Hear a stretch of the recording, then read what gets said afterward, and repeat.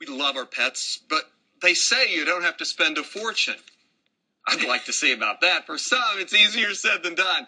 If that sounds like you, if that sounds like me, go check out this new book. It's called Pampered Pets on a Budget, Caring for Your Pet Without Losing Your Tail. And the author, a good buddy, a dear friend, Kristen Levine, back with us this morning. Hi, how are you? Good to see you. Look great. Thank you. You look Thank great. you very much. Who's this? This is Jelly Bean. Jelly Bean. 16-week-old kitty from Pet Pal Animal Shelter in St. Pete, looking for a home. So Jelly Bean would look great with a red collar right now. Absolutely. And actually, since we're talking about Jelly Bean, my first tip to saving money is when you're obtaining a pet, pet adoption is the way to go, because adopting a pet is less expensive than purchasing a pet. Usually the shots, the spaying and neutering, the microchip is already taken care of. Adoption fees run from $50 to $150. It's a bargain. You're saving money and you're saving a life. And in a lot of ways, most of them have been microchipped. A lot of stuff has already been done. Nowadays, most shelters microchip the pets before they go home to their new forever home. You hold Jelly Bean. I'm going to reach for the book. Okay. Pampered Pets on a Budget, caring for your pet without losing your tail. Love the name.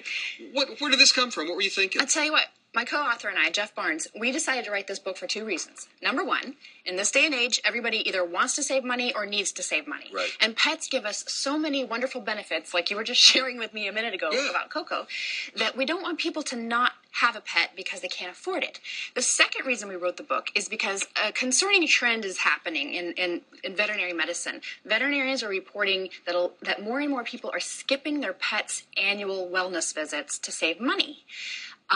And prevention is definitely, an ounce of prevention is definitely worth a pound of cure in that case, because it's much more costly to treat an illness than it is to prevent one. You're going to be with us. We're going to have you here in the 9 o'clock. We're going to have some fun talking about stuff you can get for your pet. But let's stay serious with this for a second, because I mean, what kinds of things should you be aware of having a dog or a cat, and some preventative things, and then just that wellness exam? Absolutely. What you should be aware of is what you are spending. And I bet you can't tell me what you spent on Coco this year. No idea. I bet you'd be surprised if you found out what it was. Oh, and embarrassed maybe a little. But first of all, with veterinary care, vet care is the biggest part of our pet budget typically.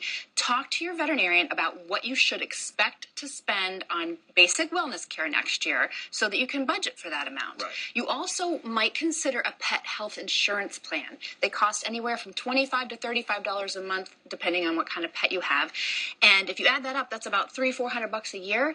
That will cover you in case of an emergency or an illness, which I guarantee you, in most cases, it's going to cost you more than $400. I know. Yeah. So those are a couple of ways you can save on veterinary care, or at least be prepared.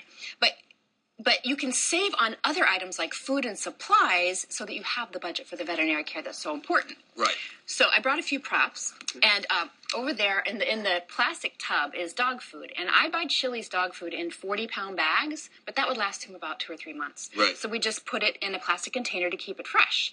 That saves me about 20-25% on his food. And put it in something, because bugs love it.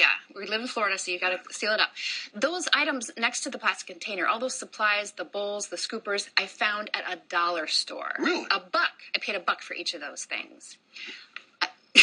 Going shopping with you for pet supplies. Now, another thing that people don't realize is garage sales, flea markets are great places to pick up items that are like a one-time purchase for your pet, like a pet carrier, crates or a litter box and a bed. Craigslist, eBay. You can find all this great stuff for so much less money. We're going to leave it there. When we come back at 9 o'clock, more of all of this. Pet It's so gift good ideas. to see you. It's great to be here.